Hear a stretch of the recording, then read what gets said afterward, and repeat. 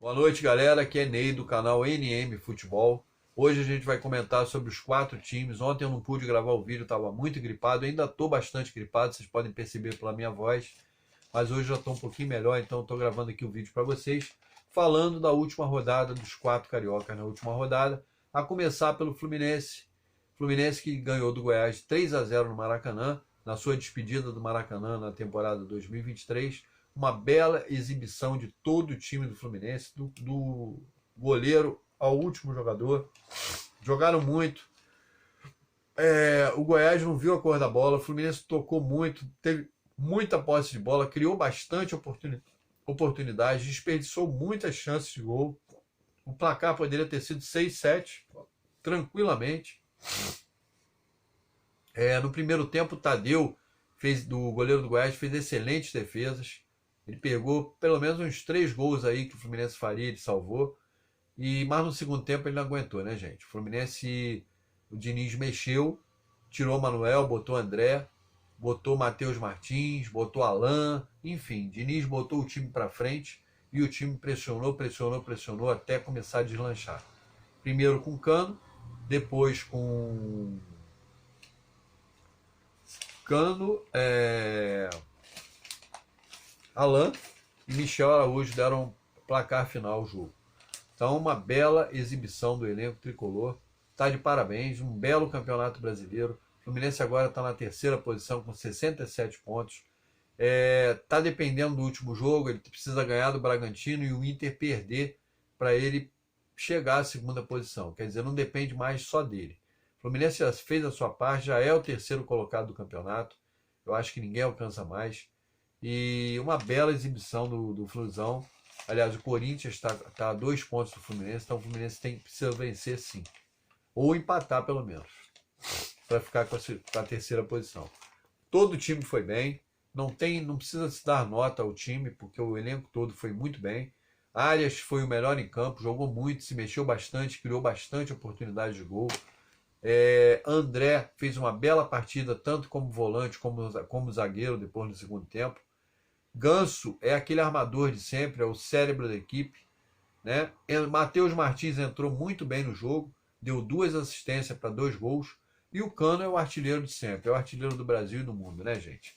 É um artilheiro é o artilheiro do Brasileirão, é o artilheiro do Brasil e tá alguns gols para ser artilheiro do mundo também. Muita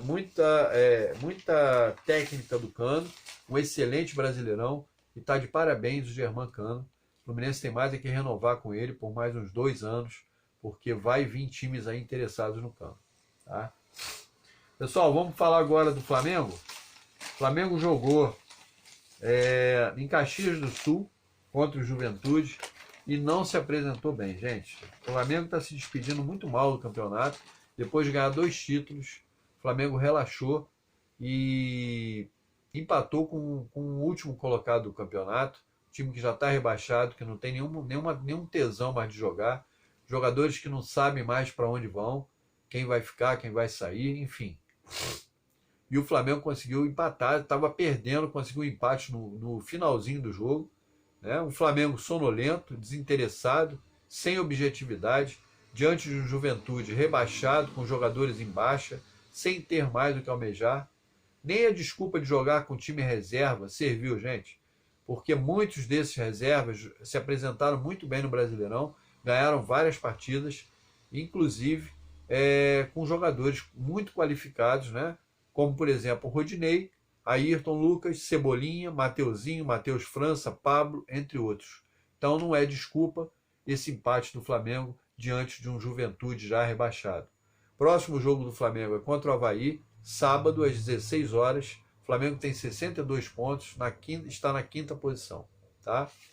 E pode terminar em 6º, dependendo da última rodada. O Flamengo já praticamente acertou com o Gerson. Gerson deve desembarcar no Rio para fazer exame médico e fechar com o Flamengo. Gerson voltando ao Flamengo. O Flamengo tinha vendido o Gerson e agora o Flamengo repatriou o Gerson mais uma vez. E busca também o goleiro Rossi do Boca Juniors, que também já está quase certo. E tenta também o Terãs, do Atlético Paranaense. Então o Flamengo está aí se mexendo. Além de ter um timaço ele se mexe para reforçar cada vez mais o seu elenco. Vai ter duas baixas, que é o Diego Ribas, que vai se aposentar, que vai fazer o último jogo contra a Bahia, e o Diego Alves, goleiro, também que vai sair do Flamengo. O contrato não vai ser renovado e vão sair do Flamengo. Vamos falar do Fogão agora, pessoal. Botafogo ganhou de 3-0 do Santos, 2 gols de Lucas Fernandes e 1 de Tiquinho Soares. Um grande jogo do Glorioso, criou muitas oportunidades no jogo, foi superior ao Santos o jogo todo, grande atuação de Lucas Fernandes, deu passes importantes e fez 2 gols com muita habilidade, muita categoria. Tiquinho Soares perdeu pelo menos uns 3 gols na partida, mas deixou dele no rebote do goleiro. Então, é uma boa atuação também do Jefinho, foi muito bem pela ponta esquerda, que atormentou a defesa do Santos também. Foi dele o chute do terceiro gol, que o goleiro rebateu e o Tiquinho Soares emendou fazendo o gol do Botafogo. Agora o Botafogo é o 8º colocado com 53 pontos. Se terminasse hoje o campeonato, ele estaria na pré-Libertadores, mas ainda tem mais uma rodada e ele pode ser alcançado pelo América Mineiro, que tem 52 pontos e joga em casa contra o Atlético de Goiás, que já está quase rebaixado. Fortaleza também joga com o Santos fora de casa e também tem 52 pontos e pode alcançar o Botafogo. E o São Paulo tem 51, também pode alcançar. E na frente do Botafogo a gente, tem o Atlético Mineiro com 55 pontos em 7º lugar. Então, para o Botafogo, só a vitória interessa. O próximo jogo do Botafogo é contra o Atlético Paranaense lá no Paraná, domingo às 16 horas. Então, é o jogo da vida para o Botafogo, para ele tentar se classificar na pré-Libertadores, que vai ser um grande feito aí do Fogão. Vamos falar do Vasco, pessoal. Júnior Urso pode ser o primeiro reforço do Vasco para 2023. Volante que estava jogando lá no Orlando City, dos Estados Unidos, rescindiu seu contrato, tem 33 anos e vem jogar no Vasco da Gama. Os seus ex-clubes são Corinthians e Atlético Mineiro. Então, o primeiro reforço deve ser o Júnior Urso, que deve assinar com o Vascão para a próxima temporada. Alguns nomes também, pessoal, são ventilados aí na mídia. O Vasco está interessado em 2 jogadores do Atlético Paranaense, Terãs, meio campo, e Pedro Henrique, zagueiro. Está interessado também no Alexis Duarte, do Cerro Porteño do Paraguai, e no Pedro Raul do Goiás. Fora outros jogadores, tá? Jorginho não é mais o técnico do Vasco. O treinador foi comunicado que não vai renovar. O Vasco não quer a sua renovação. Então, o Vasco agora vai tentar o Odair Hellmann ou Vojvoda para serem um dos dois para ser o treinador do Vasco da Gama na próxima temporada. Alguns jogadores vão renovar. Anderson Conceição, Figueiredo, Thiago Rodrigues, Nenê, entre outros, devem continuar no Vasco da Gama. Tá? Vasco pode negociar a qualquer momento o Andrei Santos também. Muitos clubes da Europa interessados no Andrei.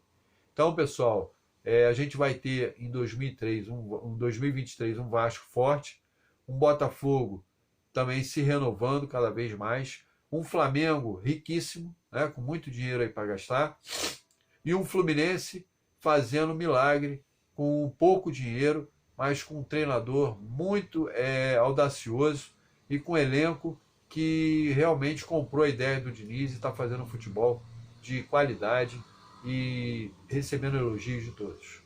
Então peço, pessoal, quem ainda não é inscrito, que se inscreva, desculpa, que deixe um like, ative as notificações e compartilhem com o maior número de torcedores possíveis. Um abraço a todos, uma boa noite, fiquem com Deus.